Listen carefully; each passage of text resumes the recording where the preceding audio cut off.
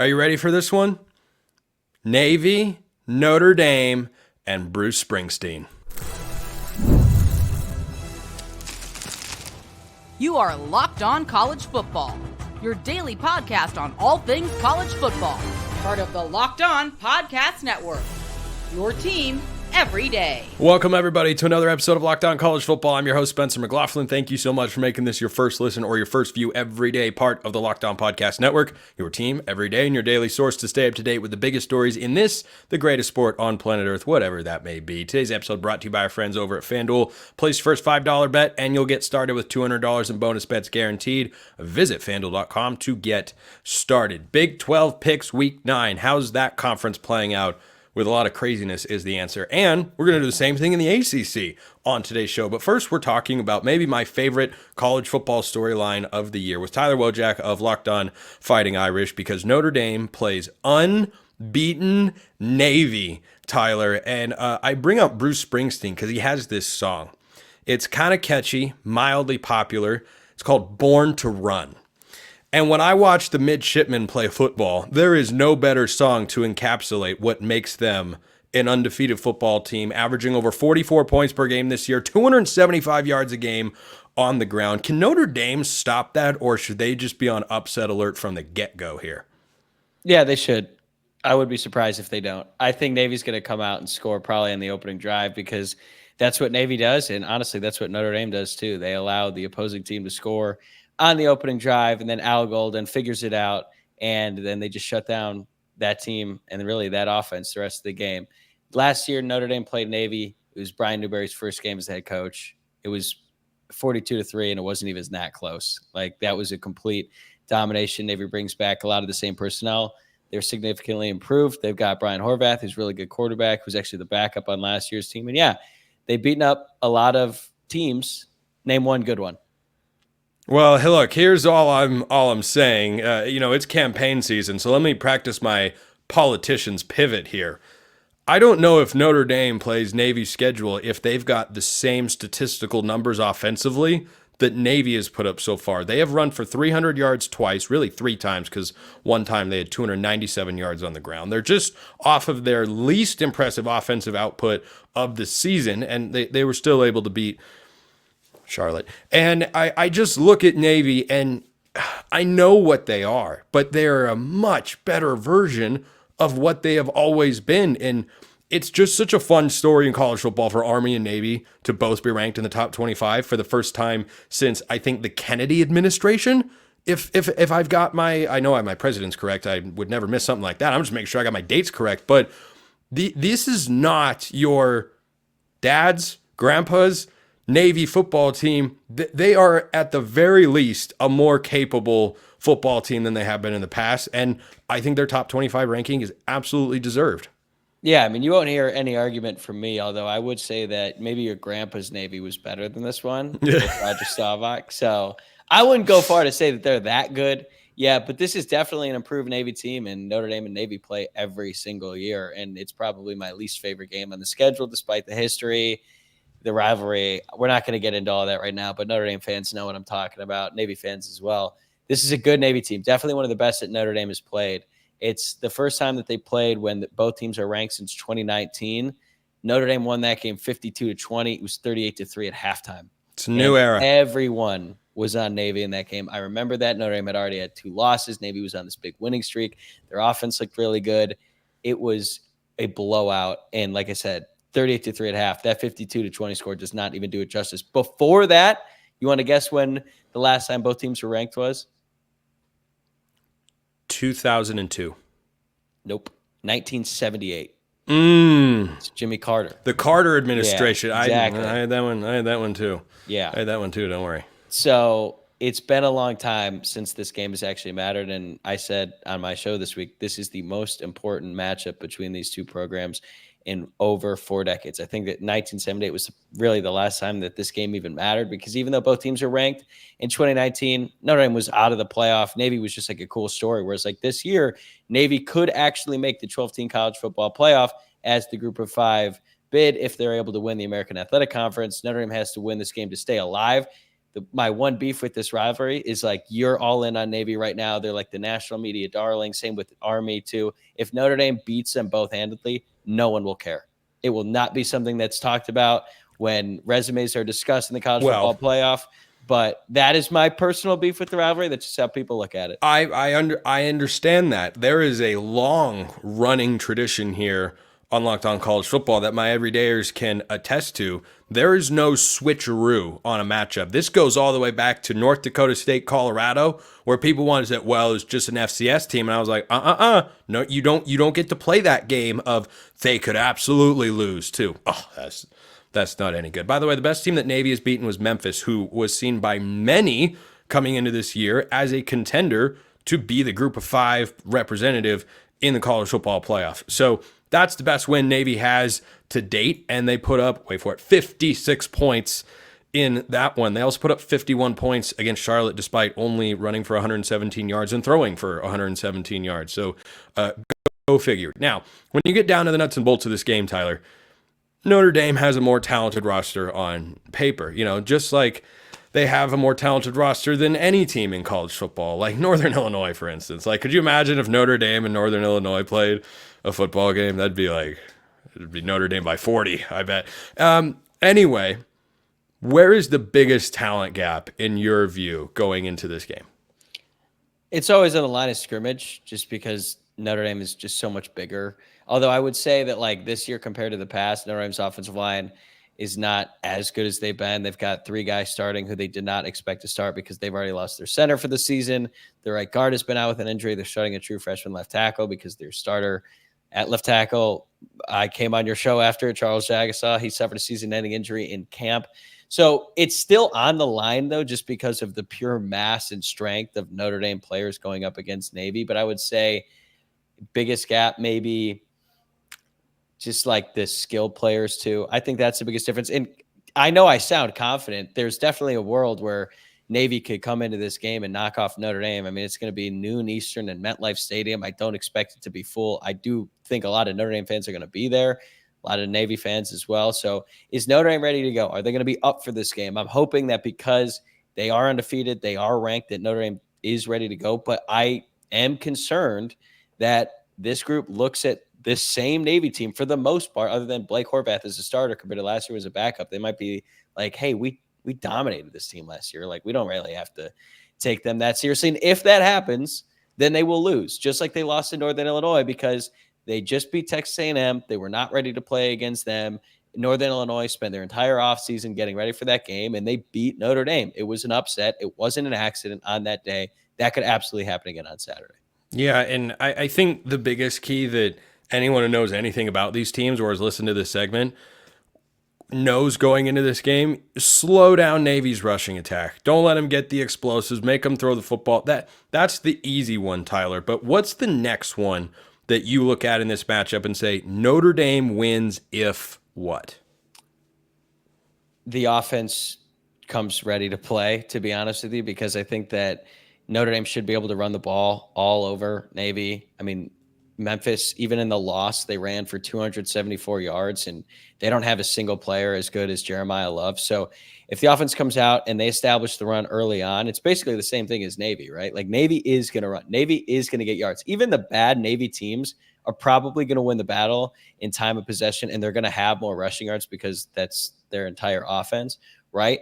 But if Notre Dame is able to prevent throwaway drives, if they don't go 3 and out and they try to pass it on first down, it doesn't work, and then they get into a 3rd and long and they can't convert, like, that is how they could lose. Because when you keep the defense on the field all game against Navy, they are going to get worn out. They're going to give up long drives. But if Notre Dame's offense just comes out, they play their game, and they run the ball early and often, then Notre Dame should be able to basically pick their score, because they should be able to score on every drive against this defense, much like they did last year. But I think the biggest difference is obviously what Navy's offense is now compared to what they were last year. Because like you said, it's much improved, and give all the credit in the world to them. Their offensive coordinator, Drew Cronick, Blake Horvath, someone called it,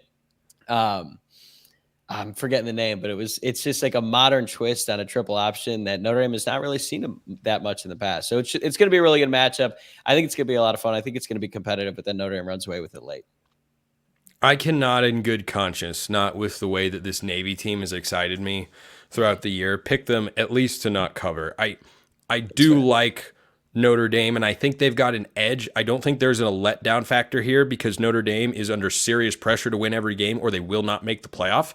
The moment they lose their next game, whoever that is to, their playoff hopes are not in their own control. They will, I think, need help at that point because Florida State is no longer going to be a quality win because they are absolutely horrible. So I'll take Notre Dame to win, but give me Navy to hang around. Kind of a high-scoring game. I'm going 34-28 Irish. All right, I took 35-21, so we're pretty close. Close enough. Yeah. Just remember this, midshipman. I picked you to cover, and Tyler Wojak of Locked On Fighting Irish did no such thing, but we thank him for his time anyway.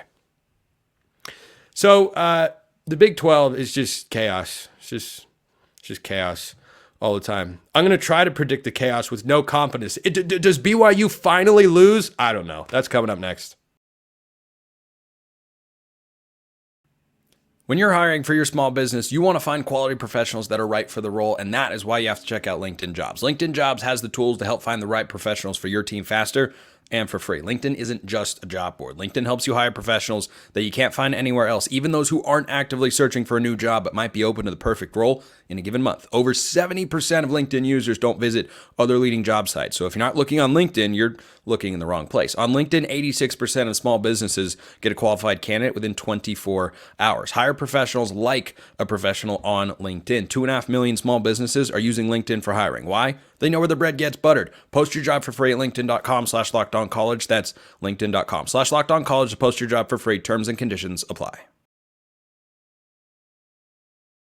Is this the week that BYU finally goes down? It's a weekly tradition here on Locked On College Football where we talk about whether this is the week BYU will lose. That's Drake Toll, Locked On Big 12, to join me. And Drake, by the way, this is a sub field goal point spread for a UCF team hosting BYU. It was an emotional game. It doesn't have a lot of buildup, but it ended up being a very emotional game for BYU. Long trip on the road. Oklahoma State just went bonkers on the ground. UCF can run the football. Like, what's your upset meter here for the Golden Knights over the Cougars? 10%? Don't you dare. Don't you dare bring those emotions into my analytics fight. If you look at the numbers, Spencer, we go by, BYU's traveling across the country, and maybe their guys are kind of like, we almost lost. We were kind of scared about that. And UCF has momentum because they almost won. No. BYU 35, UCF 21. Final score prediction from me, because guess what? That's what the analytics say. When you have a UCF team who defensively is 75th in the nation against the pass, that's not very good, Spencer. And 110th defensively on 3rd and 4th down. Also, not good. No, it's not good. Give me the Knights in an upset pick. Everyone knows the vibes to an analytics fight. I am bringing the vibes. And BYU fans know what I'm talking about here. The Knights find a way to get it done. 27-24. They win at home, and Gus Malzahn reminds everyone that he is a good coach. Let's go to the rest of the Big 12. You know what? Just because it's so much fun, we're doing Baylor next, because Baylor is hosting Oklahoma State in the bottom dweller battle of the Big 12 this week. And they let a Make-A-Wish kid do the promo of the game. And no matter how bad the promo was, they had to do it. Yeah. So here's, for those watching on YouTube, this is the stripe out that Baylor has organized. This photo, courtesy of Baylor Athletics. Look at this stripe out. I don't know what's happening. Why does it go 2 gold, 3 green? Every third section is obviously green. Every second section is gold. Oh, you're in an even number? You're green. Actually, maybe gold. But also, if you're on the second level, you're definitely green. Except if you're in the that's my favorite part. My favorite part is the gold stripe that is on the bottom section with a section stacked right on top of it at the second level, and that one's green. Who organized this? Who did this? It's like where the students are supposed to be, and they're like, you know what? The students probably won't get it. Just let them wear what they want to wear. Just don't even worry about it. I don't know how you like. I've seen people do it. Like, okay, your section's green, your section's gold. Odds and evens, baby. Nope, not this time. Oh, what section are you? Who cares? Bring both shirts. Bring both. Get there. That's the email message they should send out to everyone. Like Kurt Signetti texting everyone on Indiana's campus, "We need you here for this game." Baylor's AD should text everyone and say, "Bring a green and gold shirt and coordinate with everyone else in your section to figure out what color you're going to be, because we don't know." But there will be a real football game here, all joking aside. Though I care more about what the stripe out's going to look like than the actual football. I'll take Oklahoma State to go into Waco and get a win 31-20. I don't know why you would ever pick that. I, being the Baylor alum, have picked against Baylor every week of the season, but I'm riding the Bears this week. How'd that go for you last week, huh? Texas Tech got a blowout in Lubbock.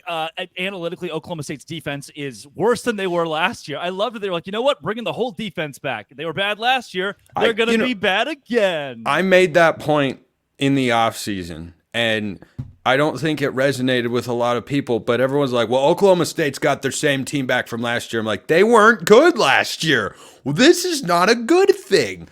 So, yeah, I'll take Oklahoma State to win. Sure, why the heck not? On to games that actually matter. Cincinnati travels to Boulder to play Colorado. Going to talk about this one later in the week here on the show as well. But, Drake, people who don't like Colorado, I'm so sorry to break it to them. This is at least a respectable, solid football team. They have won 2 road games by more than 20 points or 17 points, by a lot of points. Colorado wins 34-24. Yeah, this is a horses in the stable kind of game. Cincinnati puts up a really good fight, but Colorado has a much better team. And Travis Hunter, Jimmy Horn Jr. had another week to get a little more healthy. Colorado's the better team. They moved to 4-1 in Big 12 play after beating Cincinnati 38-31. Call it high scoring.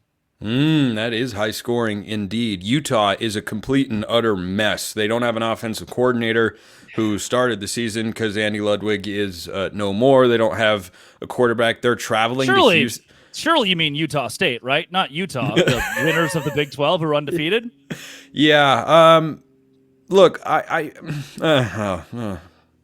do I have to pick a team, Utah and Houston? Do I have to actually stake my professional credibility on one of these teams winning a football game? Because I really don't want to.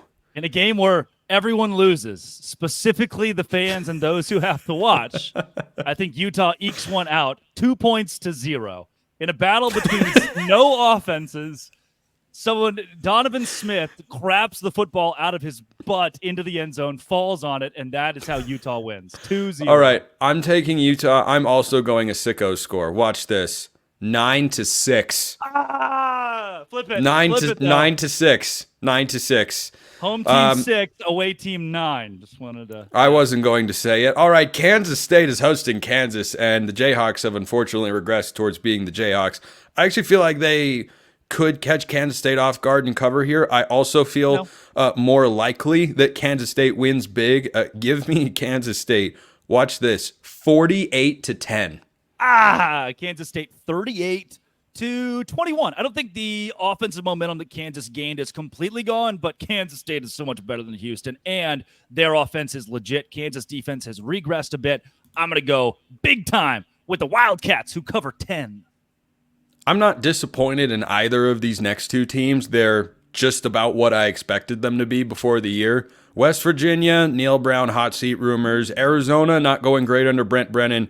It's in Tucson. Sure, give me Arizona, I guess. I guess 24-20, I guess. Yeah, the old fire the coach bowl. Brent Brennan's been there for 7 games, and Arizona fans like, we're done. That's it. No more. Get them off. Give me West Virginia. Turn off the lights. They're too bright.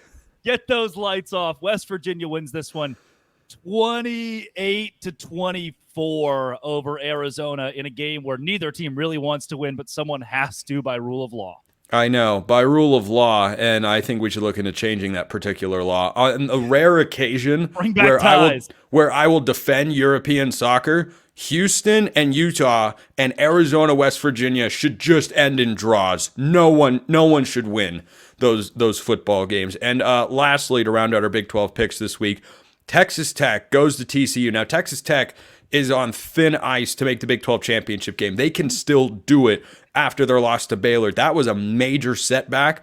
I think Joey McGuire's team bounces back here against a TCU team that I do not trust. You went on the road and beat Isaac Wilson. You didn't really beat Utah. You scored 13 points. Not overly impressed. I know Utah's defense is good, but TCU's been a disappointing team for me. I think Texas Tech bounces back in this spot. Boy, they have to figure out the defensive side of the football because goodness gracious, almost a 60-burger to Baylor at home. Texas Tech wins 42-35. Yeah, Josh Hoover throws for 300 yards in this game, no doubt. TCU puts up 35 points. I think Texas Tech scores in the 38-42 range. TCU's defense, 79th against the rush, 88th against the pass. That is, not good. Texas Tech wins this game because of their explosive offense that still exists. TCU loses because TCU's not good. Yeah, they're just... Brock they Osweiler said on ESPN that they might make the Big 12 championship game. TCU, he said that. You know what? I can't blame anyone for making a preseason Big 12 championship game pick because I believe the teams I picked to make the title game in conference play are This was this week. This was this week. He said that. And I was like, Brock, okay. Some things just don't need to I be can said. blame him for that. That's I don't know what. Hey, but you and I, big Kansas and Utah guys. Yeah. Huh? Roll you. Us and Joel Klatt. Boy, do we look sharp. I have to put up one more time for our YouTube audience of the greatest stripe out that is going to exist. Or don't. I just, why are there 4 sections in a row behind one end zone that are green? Who has planned this? We need to get to the bottom of it. Unless it's every second section. Who knows? It's like trying to figure out which days or which months have 31 days. And the press box wears black. That's the best part. That's the press box at the bottom. Everyone, it's a funeral up there. Yeah, I mean that's kind of how it feels for Dave Aranda's tenure. It is winding down. It is definitely winding down. So is our time with Drake Toll, Locked On Big 12, and look at that, it's done. Thanks, Drake. Okay. You're welcome. ACC. Did you say you're welcome to yourself? No, to you. The ACC is not as exciting as the Big 12. It's exciting nonetheless. The reason it's not as exciting is because it is Miami, it is Clemson, and it is the Muppets. Except for SMU, maybe that's coming up next. First, a reminder, this episode is brought to you by our friends at FanDuel. NFL fans, you can start the season with a big return on FanDuel. It's America's #1 sportsbook. Not number 2, not number 3, not number 4. It is #1. So, when you get a hunch in the middle of the game, you can check out the latest stats, view live play-by-play, and so much more on the same page where you place your bets. You'll get started with $200 in bonus bets guaranteed when you place your first $5 bet. I'm about to get to my ACC picks for the week. Every game. If you think I'm an utter buffoon, I'll just tell you last week, I was scorching red hot. That's all you need to know. Make of that what you will. Am I going to continue to keep the train on the tracks, full steam ahead, or am I going to regress to the mean? Whatever you feel, you can bet it all at FanDuel.com because they've got college football every single game. Maction, they've got it.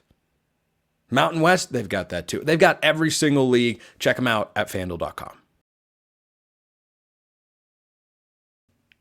Consider me impressed with SMU because they began the season scraping by a Nevada team who's a little better than we thought in the Mountain West, but not great.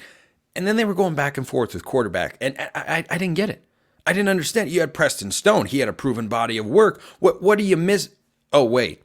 Rhett Lashley knows things. He knew that Kevin Jennings, for whatever reason, is the guy. Hard to argue with that decision. SMU's been playing really good football, and they can prove themselves to be the clear-cut number 3 team in the ACC this week. Now, that depends on how a couple of games go. Thursday night, a big one, a huge one. You cannot overlook an undefeated in the ACC and top 20 Pittsburgh with Eli Holstein, Pat Narduzzi and company.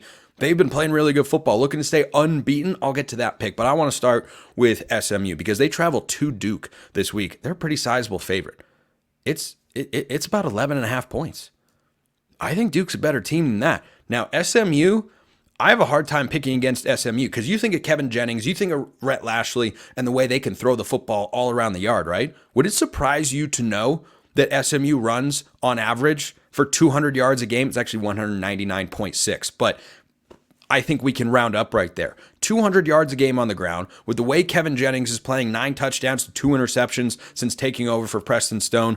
I like the way SMU is playing. The transfer portal class they brought in, everything seems to be gelling. Took a little while, but they look good.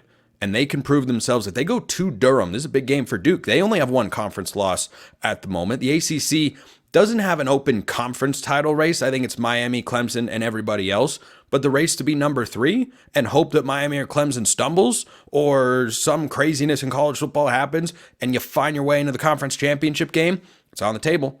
It's absolutely on the table. And SMU can prove that if they go on the road. I think they win the football game. I do not think they cover. I think Duke keeps this around. Malik Murphy's been playing good football. Manny Diaz has gotten things going quicker than I expected him to. I thought this might be what Duke looks like in year 2, but he's just got things rolling. Duke doesn't have the toughest schedule in the world. They've played some close games. I think this will be another one. I do think SMU will have enough to win. Give me the Mustangs 38-31. They beat Duke. That Blue Devils defense is tough. I like the SMU offense just a little bit more. Duke's averaging less than 20 points per game allowed this year, right around 17. But that SMU offense is explosive. They are humming.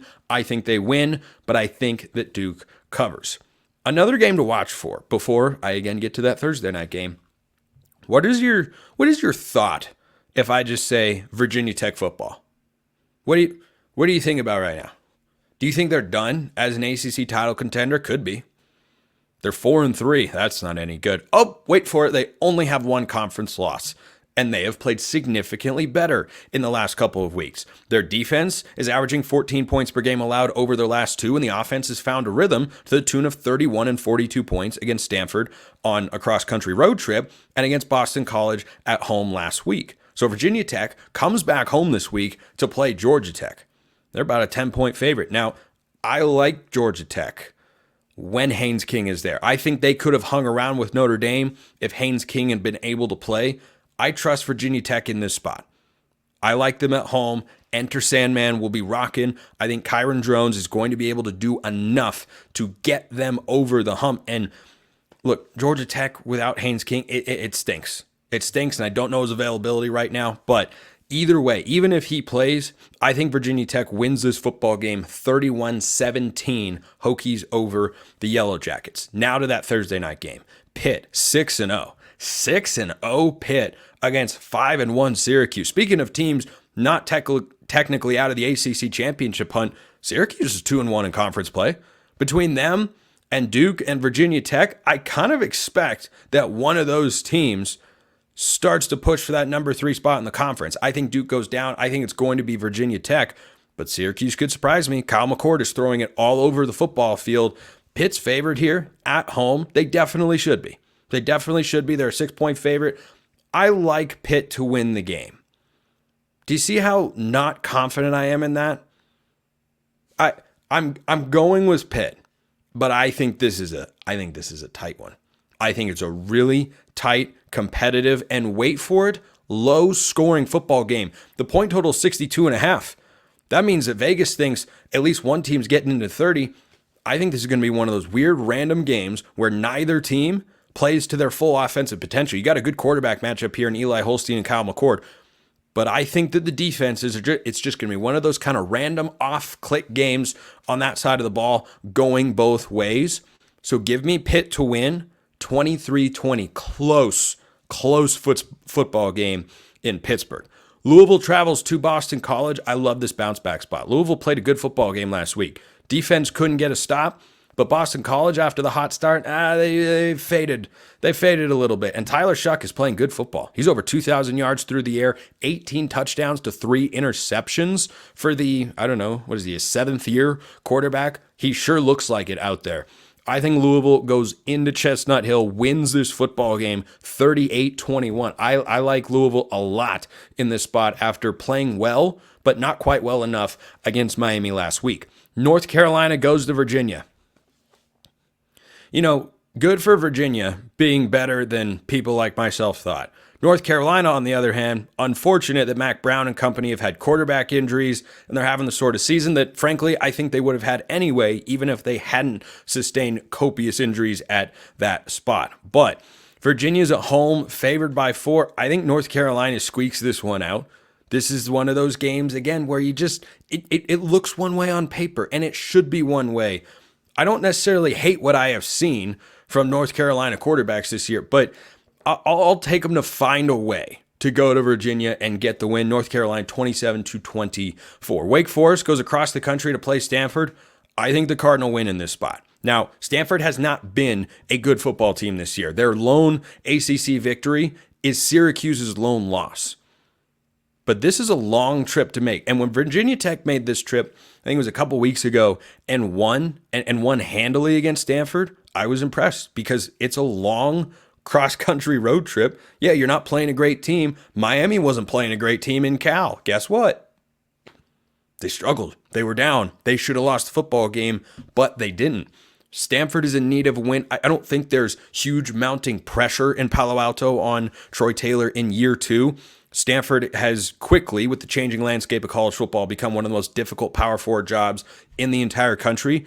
But I think they win in this spot. Stanford 31, Wake Forest 28. A non-conference battle for Stanford's rival up the road, that be Cal, looking for they're not getting an ACC win this week because they play Oregon State in a classic Pac-12 showdown, RIP. Now, Oregon State is thin along the defensive line, and Cal, they're trying to dig deep, and Justin Wilcox might be coaching for his job every week. There is a world in which Justin Wilcox loses his football game and goes to his post-game press conference, and that's the last one he ever does as Cal's head coach. Now, he's got an extended contract, so maybe they want to keep things going, but Cal has lost 4 consecutive football games. It's the same story. It is the same story for Cal under Justin Wilcox. Start hot, regress back to the mean, probably figure it out by the end of the year. I think that starts this week against Oregon State. I will take Cal to win the football game 27-20. Miami hosts Florida State. This was supposed to be a big game. It was supposed to be a big game, and Florida State is just awful. Somehow, Florida State is worse than you think. They are. I'm out of words. I'm out of words to describe what Florida State is because they are 1-6. And I don't think they're going to get to 4 wins. Allow me to read you the remaining schedule. Miami's going to thrash them this week. Then they host North Carolina. I guess they could win that game. At Notre Dame, that's a loss. Host Charleston Southern. Okay, they have at least one more win on their resume. Then they host Florida. I don't think they're winning that football game. Florida's much better. This is, at best, going to be a 3-win team for a preseason top 10 team. It just keeps getting worse. Miami, big. The offense is rolling, and I think that continues here. Miami, 55. Florida State, I'll give them 13 just for fun. Appreciate everyone listening. I'll see you next time, and until then, hope you have a wonderful rest of your day.